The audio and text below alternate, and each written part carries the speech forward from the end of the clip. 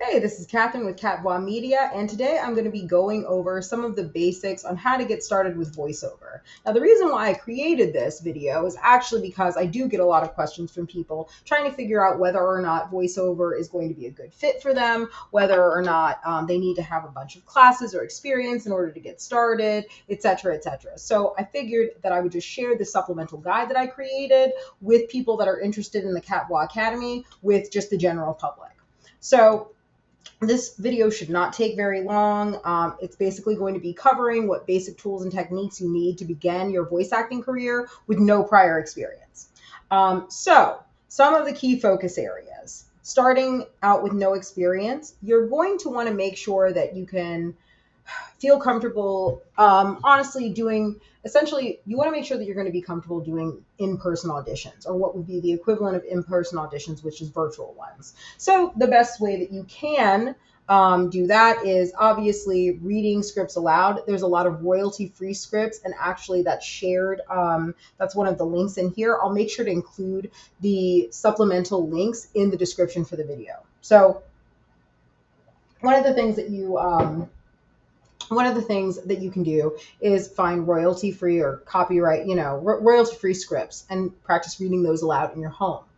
If you have the opportunity to practice public speaking, that is always a really big plus, especially because public speaking focuses not only on you being able to feel comfortable performing in front of a crowd, but it also helps you focus on dictation and clarity. And obviously leveraging free YouTube tutorials like the one I'm making right now. Basic equipment setup. So Audacity is generally Audacity is going to probably be the best starter kit for any people that are new to voiceover, specifically because it is free, but it also has a lot of the bells and whistles that more expensive programs have.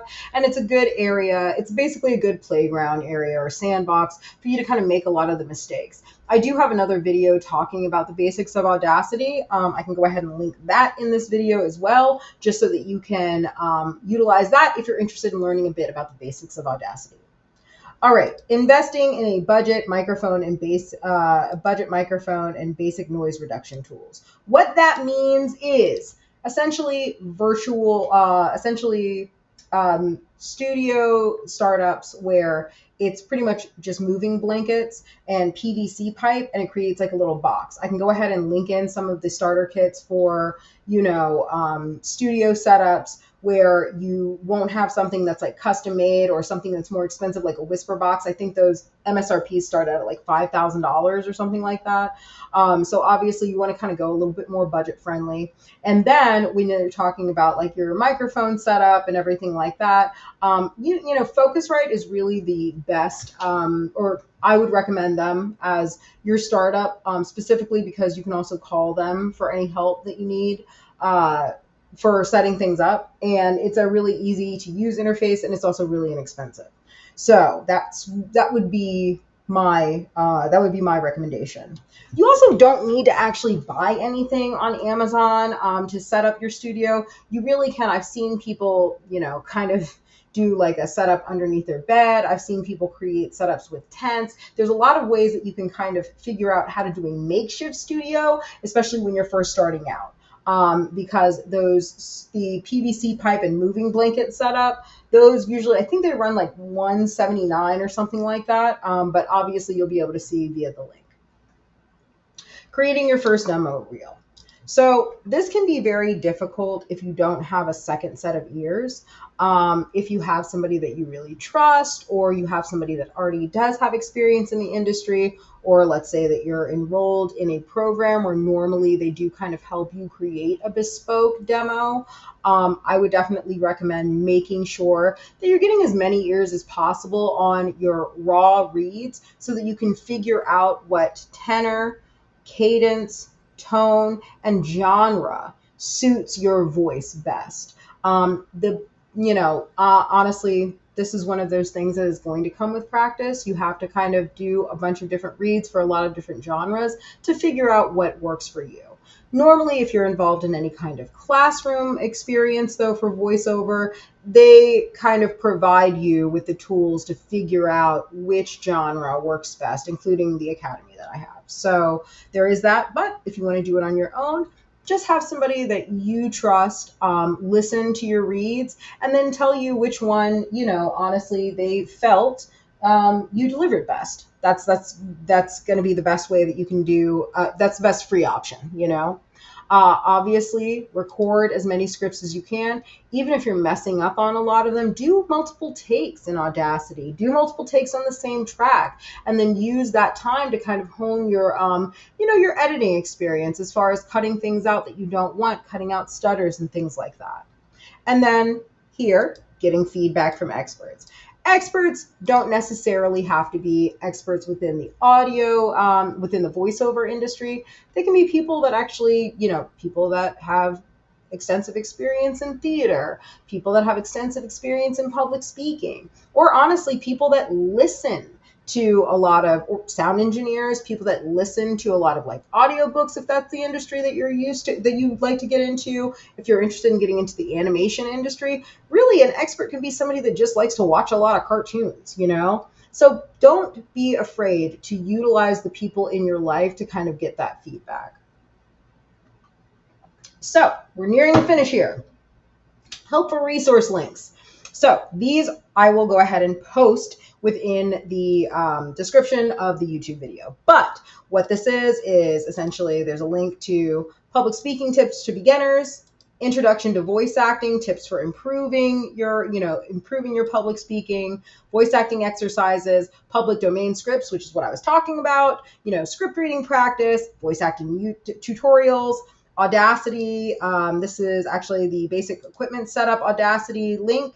Understanding, specific, like, hey, this is kind of like a budget-friendly cardioid microphone, USB microphone options, how to use your noise gate in Audacity. There's all kinds of essentially starter resources that can kind of help you figure out your direction. And then also, obviously, I'm always available. If you follow, if you like and subscribe, and, please leave it, you can go ahead and leave something in the comments if you have any questions. I'll definitely get back to you, or you can go ahead and feel free to contact me directly. I'm pretty sure I have my contact information on my YouTube channel, but if not, I will go ahead and make sure that I put it in the description, because I'll just put my email address there, and I'm always happy to answer questions. So yeah, basically that is the vocal Launchpad for getting started. If there is any other information that might be helpful, please feel free to comment in this video and say, hey, this is a question that I have, just so I can kind of optimize this and make sure that any of the viewers are kind of getting the best bang out of the buck for this. I will say one thing as far as the voiceover industry in general. I will say that if you are interested in starting out in the voiceover industry, you should get comfortable with the understanding that your work will be critiqued. You should get used to the understanding that not everybody is going to like the work that you do.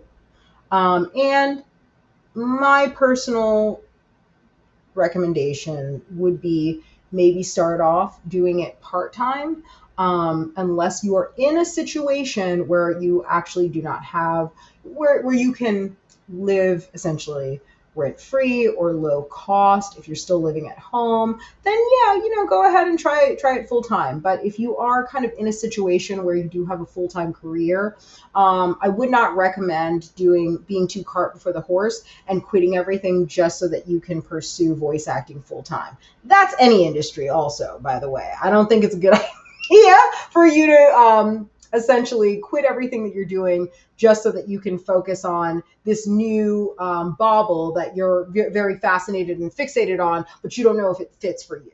So those are the only things that I would kind of say when you're starting out that's not on this, that's not on this supplement is, yeah, don't put all of your eggs in one basket with this, and understand that it is entertainment. So you will be critiqued. People will give you notes, and you have to have kind of a thick skin and understand that they're not doing it to make you feel bad about yourself or shame you or disrespect you. They're trying to create a product that they can use, essentially.